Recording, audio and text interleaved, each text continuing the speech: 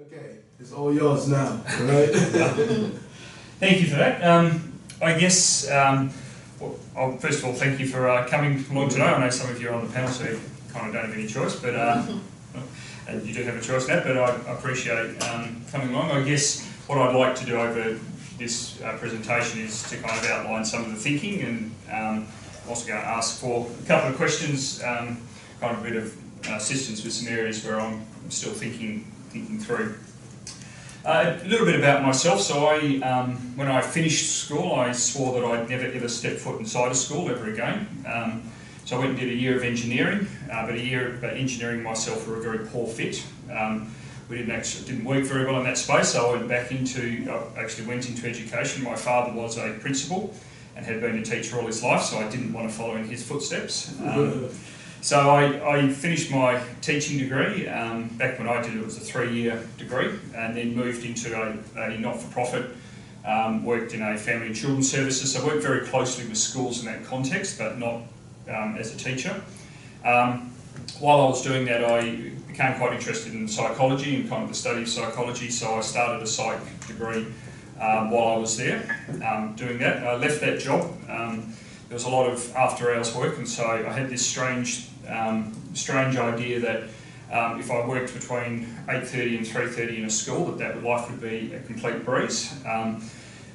Obviously, I hadn't worked in a school for a time, so I went into the school, and I think day 2 I realised that's not how teaching works, that it's actually a lot longer than that.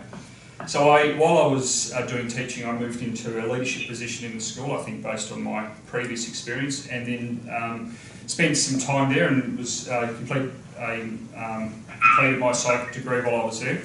I then left that role and I moved into a mental health, so kids matter, mind matters, so I looked after the West Australian aspect of that. I'm from Western Australia, from Perth. So I kind of managed the state there and worked again alongside schools very closely, particularly around implementing mental health and wellbeing for students, and worked with the team there. And while I was there, I took on organisational psychology, so I finished my Masters in Org Psych while I was doing that, and then moved on from there and now working in an organisational psychology firm. Some of my work, about half of my work's in the corporate world, and the other half of my work's actually in education. I guess it's been a real passion of mine all the way through. And in terms of kind of the thinking for myself that started to kind of lead to this particular topic and this particular area of interest is, as I spend quite a bit of time working with principals and principals associations, there's a couple of statements that I kind of hear that really piqued my interest. One of the statements I hear is you're sitting around with a group of principals, sometimes I'll say things like, oh, so-and-so is not going to be a great principal, or so-and-so really shouldn't have taken on the role. And when I'm a bit cheeky, I kind of push a little bit and say, well, what's your rationale, what's your thinking behind that? And it's much more of a gut feel, like I just don't think that they're right for the job. But it interests me that conversation happens, and that clearly, principals are looking at other principals and saying, some seem to be okay for the job and some maybe don't, but there's not a whole lot of objectiveness that sits behind that. The other kind of comment that piqued my interest a little bit was actually working with schools around wellbeing and with principals around wellbeing. And one of the comments that I hear pretty frequently from some principals is, they make a comment to say the bit that I miss most about kind of the role that I have now is what I used to do with the kids. I miss being with the students. I miss kind of the teaching and learning. And again, both ideas kind of sat there, and when I was thinking about an area of interest, both of those kind of have influenced a bit of the thinking behind this particular construct. So I want to kind of unpack it a little bit, maybe explore where some of the gaps from where I see sit. So the first one is around this idea of teaching and learning. And we know that teaching and learning is cited as one of the second biggest cause of stress, and that seems to be pretty consistent. One of the thoughts around that is, how is it that we describe teaching and learning as we shift into leadership positions? And how are principals answering those particular questions, and also what is some of the thinking that sits behind that? So the hypothesis, I guess, sits behind, and this is what I'm trying to explore in the literature review, is there a way that people are defining principles, are defining the vocation, and I'll unpack what that term means in a little while, what it means to be a principal, specifically in line with when it comes to teaching and learning. How are they unpacking and defining that in their way of thinking? So if we kind of look at the literature around some of the way the role of principal is unpacked, historically the principal's role is often seen as that kind of head of the school, in charge of the school type of person who looked after the students, made sure the school ran well. A lot of the literature, and again, it's not necessarily coherent. There's lots of different terms that are used across the literature about the role of a principal, and these are just some. These are not all of them. The idea of being an instructional leader, an administrative manager of a very complex budget. What's really interesting is some principals manage budgets far bigger than some of the corporate people that I work with. That they're creating learning environments. This idea of creating a learning culture, a teaching culture, or these types of ideas seem to be coming through. But again, to find necessarily a coherent view, I struggled in the literature to find. I found lots of different descriptions, but not necessarily one description that said this is exactly the role description of a principal, which I think highlights the complexity potentially that sits behind the role. The one area that from my reading of the literature, my understanding of the literature, where there does seem to be kind of an understanding is that it is a complex leadership position. So the idea that we don't necessarily, there's lots of different things that a leader may do, but it is actually complex in its version. Some of the literature talks about this idea that, it requires a very sophisticated understanding of context. That there's lots of decision making under complexity, and also that principals are evolving in their relationships and how to develop these relationships as well.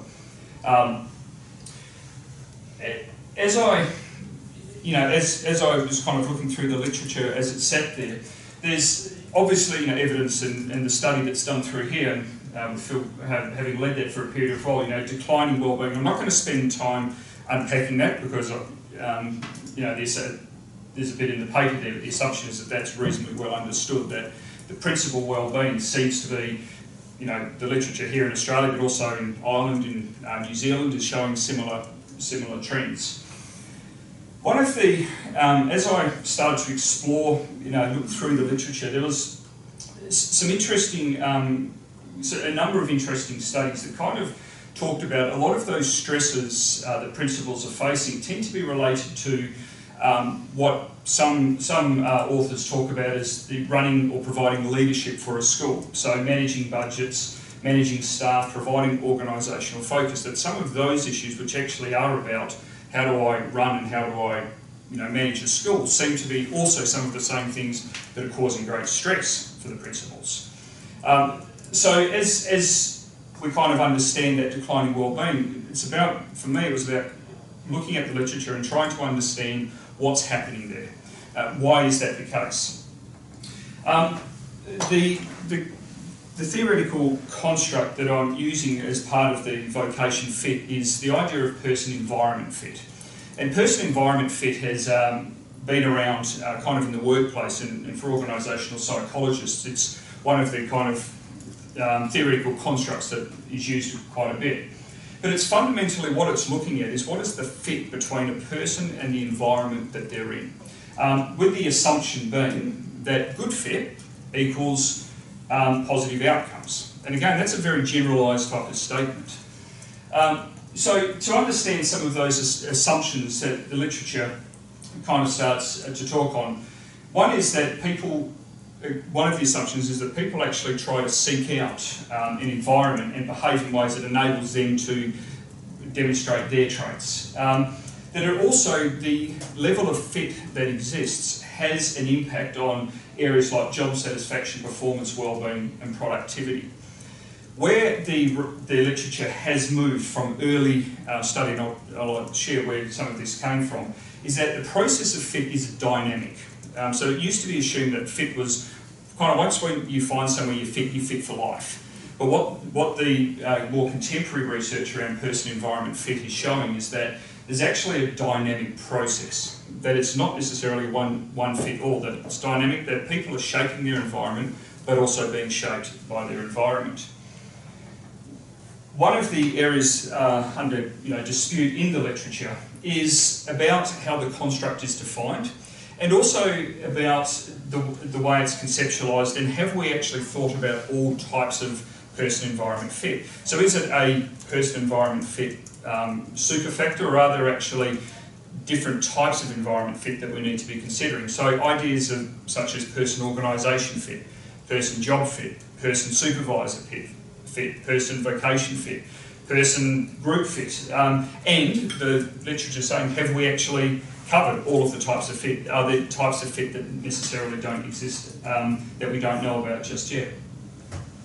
So for me, in terms of understanding person-environment fit, as I look at the literature, and one of the reasons why I've chosen vocation fit is to say, rather than having something that's probably too idealistic and too large, let's kind of drill down into one of those areas of fit and see if we can see is there a relationship between wellbeing and performance. In terms of, there are three considered when you think about person-environment fit from the literature, there are three kind of seminal pieces of work or frameworks that sit around there. One is Holland's theory of vocational personality and work environment. So essentially, Holland's theory was to say that individuals seek and look for environments that allow them to best demonstrate themselves.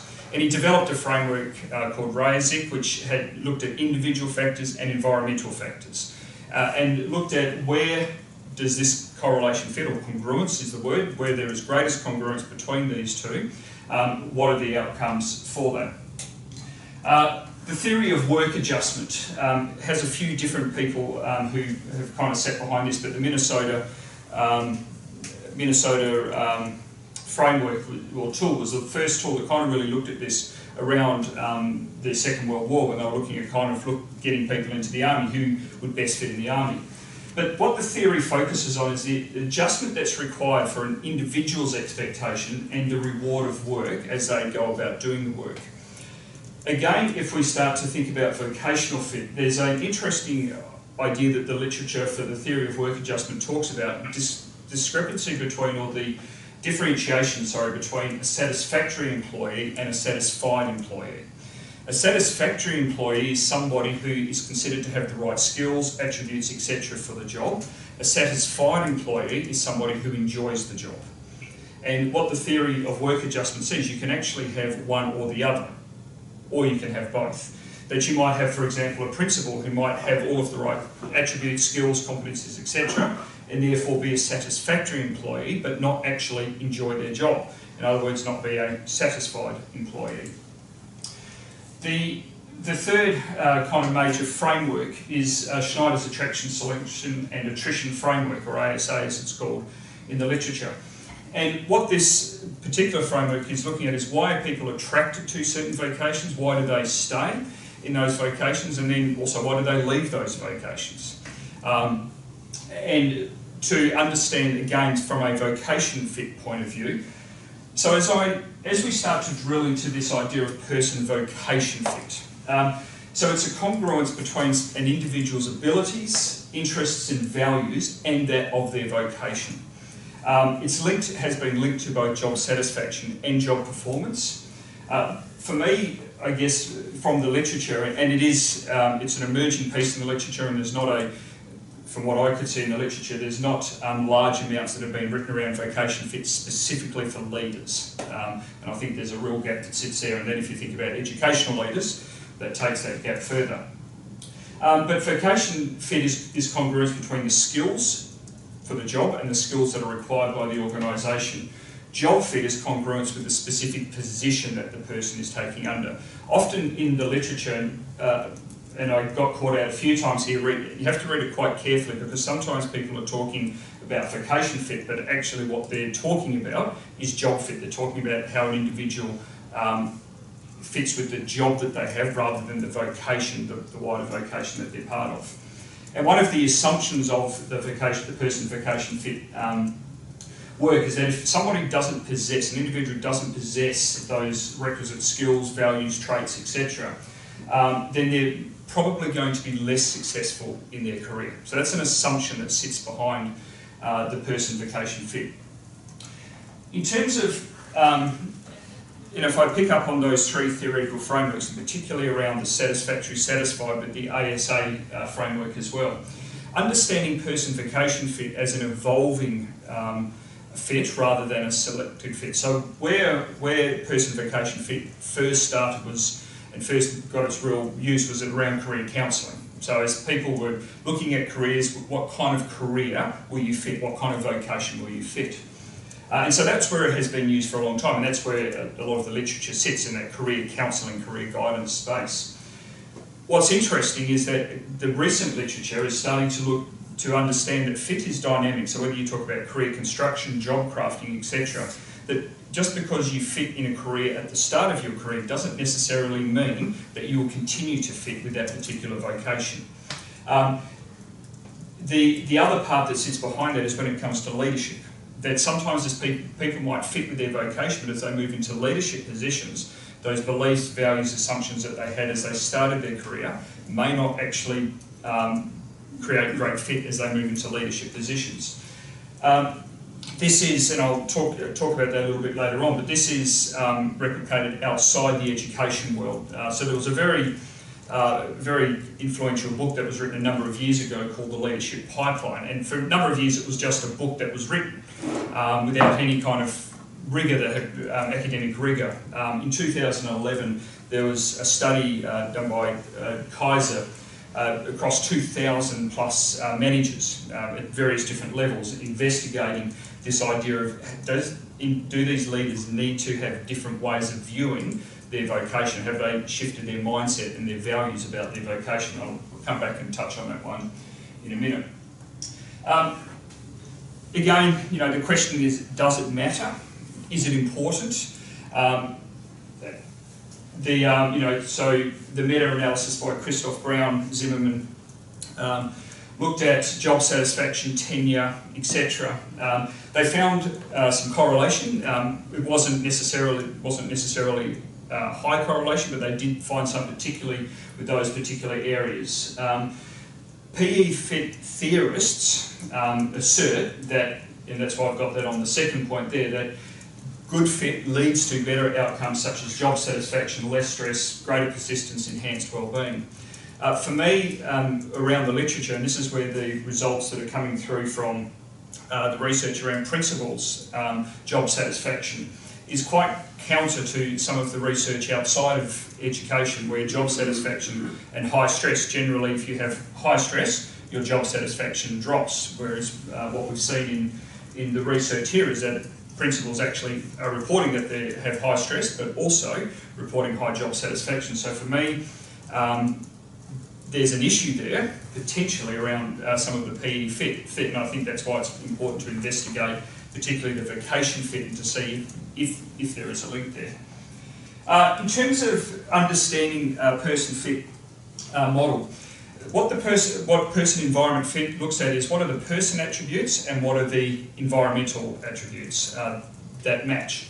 So from a person attribute point of view, in terms of understanding person vocation fit, if we understand person vocation fit as being about the abilities, the skills, etc., it's about investigating what are the person attributes, the attributes that a person has that enables them to be successful. Now, what a lot of the literature talks about with leadership is competencies. So what are the competencies that are required for somebody to be successful? And I'm not disputing that at all. What I'm wanting to look at through this particular project, and where I was investigating through the literature, what are those personal traits that may exist or may not exist, that leaders may have, as well as the competencies, as well as the experience, etc. So in this particular project, I'm not looking at that, but I'm not saying it's not important, but it's about focusing on an area, and I'll show in a second, an area where there is emerging thought happening in education, but I'd like to pose that it's not necessarily rigorous thought that's happening in the education space. Trait theory has also had an up and down ride, if you kind of look at the history of trait theory. So it was very popular kind of in the 50s and 60s, but it was used in a very simplistic way. In other words, you need a certain type of personality makeup to have a certain type of job. And so there was quite a bit of research and studies showing that actually that wasn't the case, and so it dropped off. But in the last couple of decades, it has picked up again as people have recognised, and there's a number of studies, and again, for me, it's not getting into those particular studies, but looking at the leadership variance, that there is some form of leadership variance with personal traits. However, to not simplify it and not move back to where it did go, Zucchero, who's one of the kind of thought leaders in this space and conducts a lot of research around trait theory, talks about three components that contemporary and what he would class as rigorous trait research talks about. One is that we don't consider traits in isolation. So in other words, just because you have a personality big five factor makeup doesn't mean that therefore you will be successful. That we need to understand traits as a combination. Secondly, that traits is more than personality. So we need to understand the holistic. So it's a personality, it's concepts like learning agility, there's social intelligence there, there's a general mental ability that sit there. It's about understanding those traits. Secondly, that while some of the traits seem to be enduring, there's also research around the malleability of these traits as well. So it's, again, one of the criticisms of some of the traits was that once you have that trait, then there's nothing you can do about it. And yet, as I explore a couple of the traits that I've looked at in the literature and kind of want to explore, that while people do possess these traits, there is a certain sense of malleability that sits around them as well. So I referred to before in education. So probably in the last 10 years, a little bit further than that, education has started to look at, are there particular traits that principals have that would lead to good leadership? And this comes back to the comment I made before, when principals sit around the room and say, I think that person's a good one, I don't think that person's a good one. As you look across this table here, and this is 4 studies that I've highlighted here, you'll notice that there's not a strong sense of congruence between the traits. That there's, each different report, each different study has come up with different types of traits. There are a couple, the emotional intelligence, relational kind of sits through there, you could argue in some. One of the reasons for that, as I kind of explore the literature, is one of the reasons for that is that rather than saying what does the job require, what does the vocation require, and therefore what are the traits that might match to that, it's more about looking at who's in the job at the moment and looking at what traits do those people share. And in terms of understanding trait theory, that's the opposite way of coming at the argument, in particular around personification fit. Personification fit says what are the skills, attributes, etc. that are required for the job, and then to go back and to say what are the traits, therefore, that may help someone to be successful for that job. So it's a different way of looking at it. And so in education, while there's an attempt to do this, to find kind of good rigorous research around looking at traits that don't come from a cross-section like this, a bit of a sample size of people and asking for those traits, is very, very difficult. And I found it difficult, and if there is some out there, it'd be useful. So the way I kind of approached it was to say, well, if we understand, kind of the role of a principal, and if we understand the vocation of what a principal is now in terms of managing the school, being a change agent, etc., an instructional leader, what are some of the traits that the literature is starting to show that show some of that variance in leadership behaviour? And so I've identified 7 traits from the literature that relate to leadership variance, and each of these in the paper I've tried to explain as much as possible where some of the leadership variance has occurred. I'm not saying this is an exhaustive list either, by the way, and again, if there's traits and attributes that don't sit up there that should be up there, I think we need to explore that. So when it comes to personality, I'm just going to kind of quickly whip through these because of time. So proactive personality has shown to be that person who does set about shaping their environment. So it's a dispositional trait, so each of these have a dispositional trait aspect to them, but also have a state-like trait to them as well. In other words, they can be malleable. So it's the proactive personality, the idea of cognitive complexity, which is different to a capability to think in concrete ways, but what the research is showing around cognitive complexity is that there's a dispositional trait that some people have around being able to differentiate and integrate data. So differentiating is being able to dissect it into smaller parts. The integration is being able to use smaller parts and bring those together. Tolerance for ambiguity, I'm going to talk about these two together even though they are separate. Tolerance for ambiguity and tolerance for uncertainty. Both of these, again, particularly for leadership variants, show that some leaders are able to play around with a bit more ambiguity, that they're a bit more comfortable with ambiguity. Now, one of the watch-outs for in educational leadership, and the literature doesn't show this in educational leadership, but it'd be interesting through the project to see what the literature does talk about. Someone who's overly tolerant with ambiguity may actually make poor decisions because they leave all their options open. And so in terms of running a school, that may actually be ineffective tolerance. And the same for uncertainty. And ambiguity is about having the information now. Uncertainty is about having the information for the future. So I'm making a decision now, but I don't know what's going to happen. There's a strong link between tolerance for uncertainty and stress and worry. The other three, very quickly, one is around learning agility. So this is not learning orientation, this is not growth mindset. This is someone's ability and willingness to learn the right and appropriate lessons.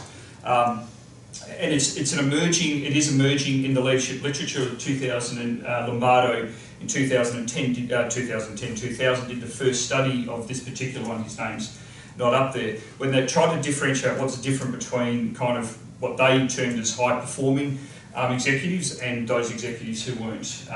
Emotional intelligence, or is a form of social intelligence. Interestingly, in my reading of the literature, this is probably the most contested aspect that sits up there. A lot of different thinking around emotional intelligence. However, in the education literature, the leadership literature, there's quite a bit of research talking about the fact that school leaders, and however it's defined as performance, and that's where I'll finish off with, is important, but it's also, I think, very important to say that it's very contested because there's not a shared definition necessarily of what emotional intelligence is.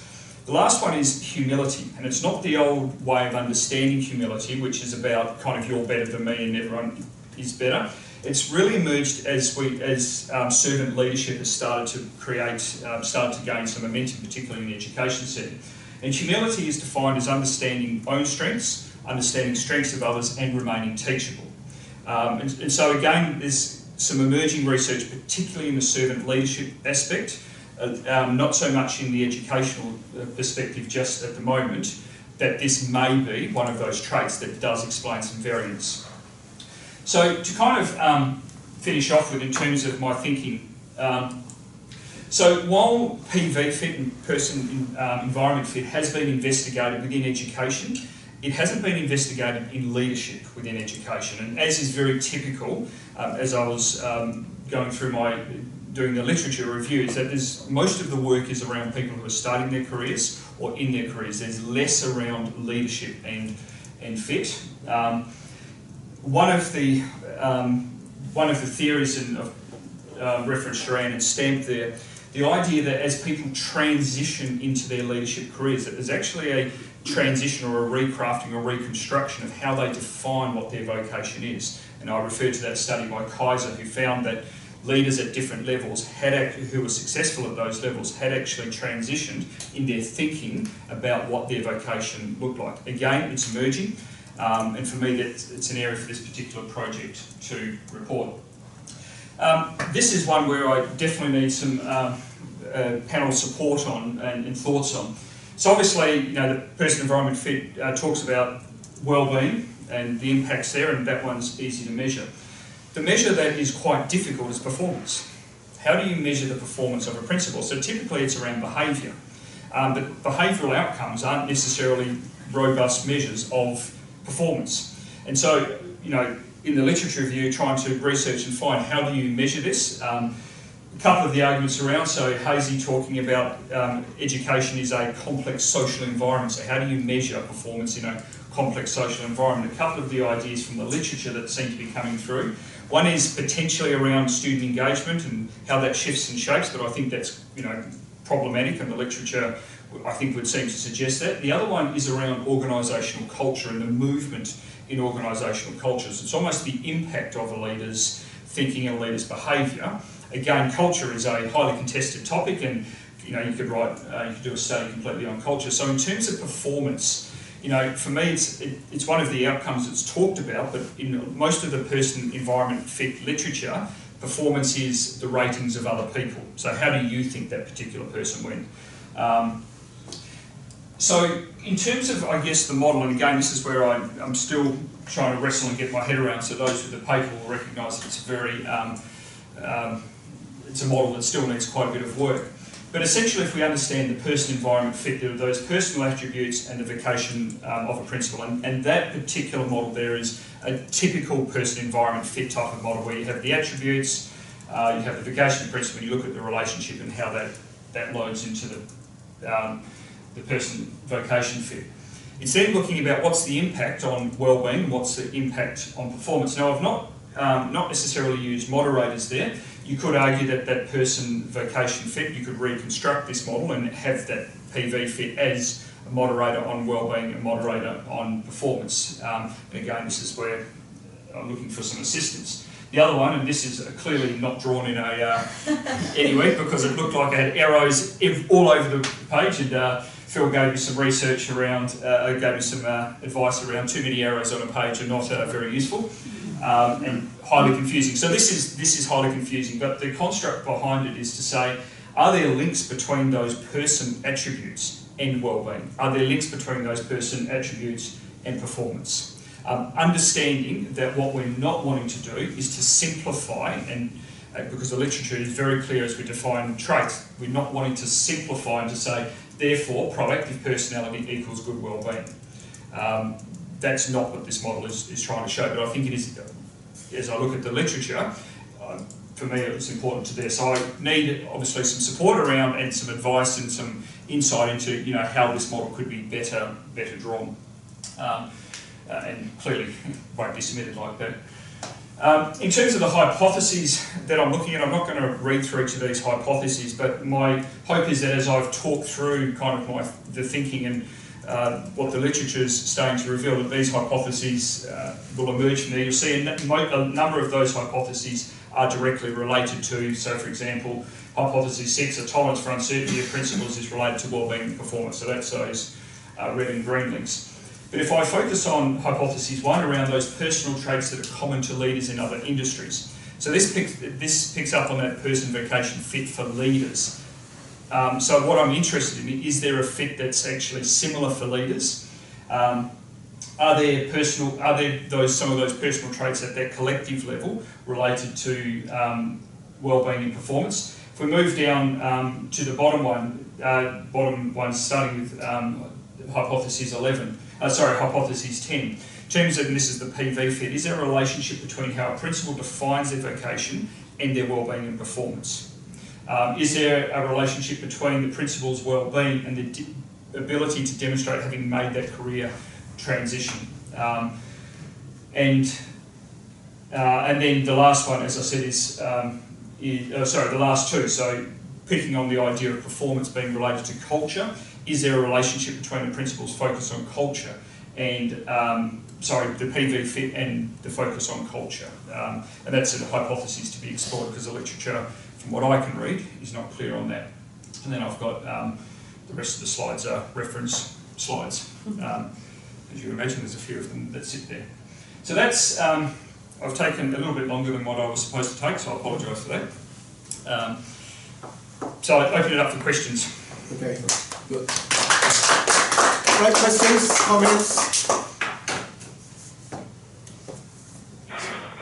Especially on the paper, Stephen, I wasn't quite sure what the project is. So can you give a 2-minute rundown of where the data's coming from, what measures, what kind of things you're going to do? Yep. So obviously for the wellbeing aspect, it's using the data that sits there. What I will need to do is to, so there are measures that I have for each of those from the literature around humility, learning, agility, etc., to run not a parallel study, but for those principals who said that they're quite happy to engage in further study to actually run those attributes through them. And then obviously, and also we'll need to develop a measure for performance as well. And then to use all of that data to arrive at the final destination, so to speak. But I will have to develop a separate questionnaire to go alongside with this one, because it's not data that sits in the current survey. So what's the sample size you expect? For the number of factors that sit there, it would need to be over 1,000. I think for it to be a significant sample size, that would be. And again, I'm happy for expected sample size or anticipated possibility. No, is it possible? Well, that's there again. That's where I need people's. I mean, there's a huge number that sit within the survey. Again, that's where I need some, possible advice around that. I mean, if I can jump in, we concentrated on the sort of conceptualising of the whole project, probably to the exclusion of those more methodological questions, which are clearly very important. But the whole way that CAC has been restructured is we've focused on the lit review in the background. But clearly there's a lot of work to be done in that area, and any advice that you think of after this meeting or during it is going to be very well. Can you tell me a bit more about the vocation? Sorry, Marcus. So the vocation principle. I mean, so you've got that as a potential other predictor in your model or as a moderator. They're all principles though. So what's the measure there? What's the variance there?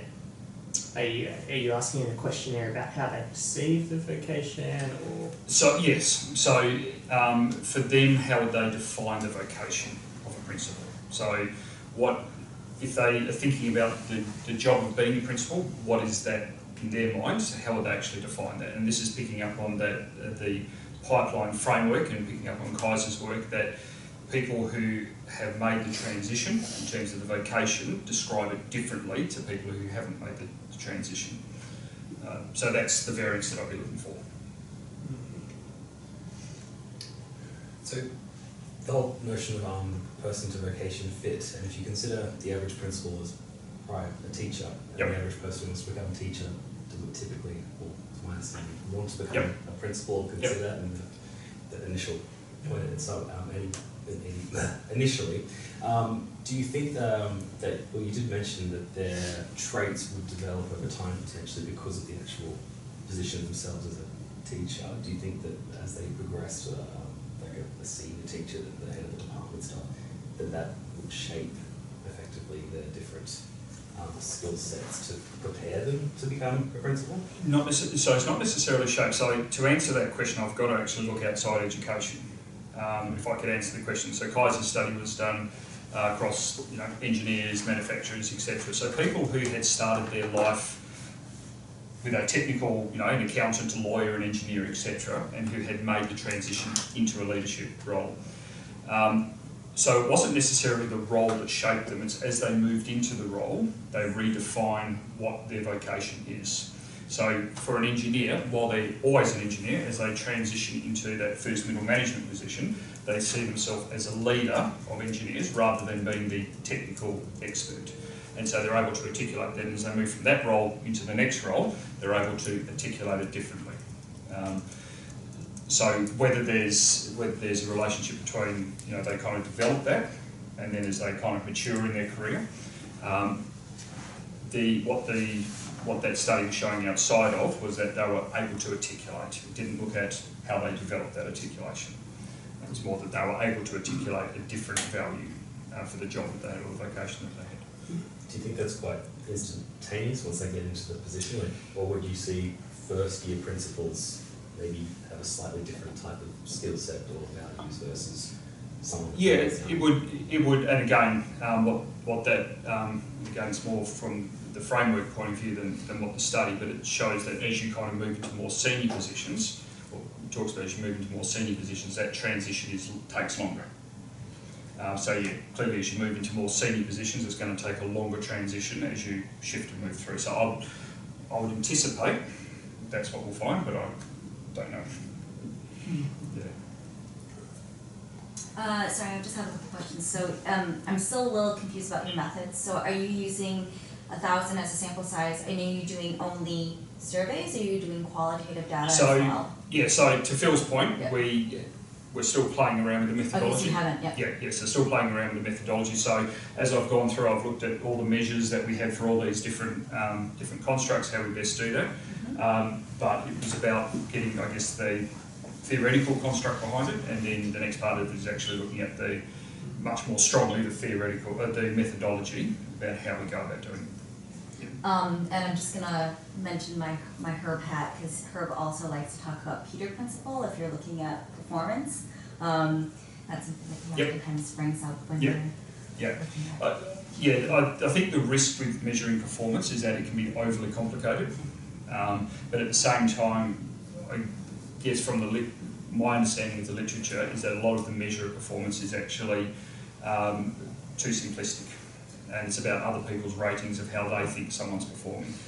And we know that it's kind of self-reflection, 360s, if people don't understand, and not necessarily good measures of performance. So it's, yeah, take your point, we don't make it overly complicated. At the same time, I think we've got to be careful not to oversimplify. Yeah.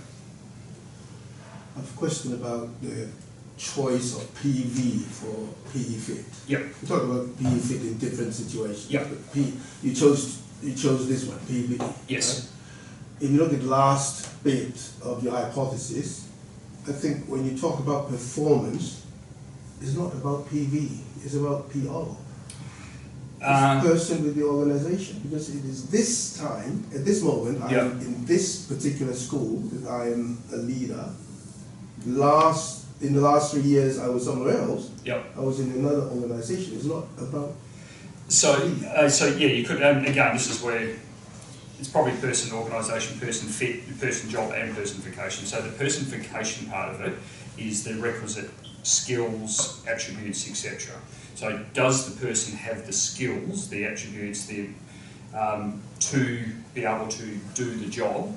The person, so that's why I focused on that one. So it's looking more at those kind of personal factors rather than the organisational factors. That's why I've chosen that particular model.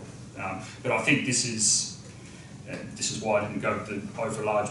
I did initially start with person-environment fit, but it was very hard to narrow down. So I chose person-vocation fit, and it's really around how the principals defining their role, the work that they do, not the job that they do, the work that they do, and that's why I've investigated PV fit. Well, I have this question because, well, I don't have any problems with the other hypotheses. Yeah. It's only the last few, because those are about performance. Yes. When you talk performance, you're talking about my performance right now as a principal. Yep. Yes. And not 2 years ago. So when you talk about performance, and that is something that puzzles me. Yeah. I guess, my reading of the literature showed that PV fit is used with performance, so it is used as one of those constructs. I mean, as I said, there's not a whole lot of literature out there on it, so absolutely, very happy to take advice on that one. It'd make the project a lot simpler if performance was taken out of it. But but it would be interesting to get performance. Right. Everybody wants to see outcomes. Performance is definitely measurable. Yeah. If it is measurable. Yes. Well, that's right. Yeah. Right. Any other comments, questions? If no, then, well, thank you very much, everybody. All right, so the panel will stay here.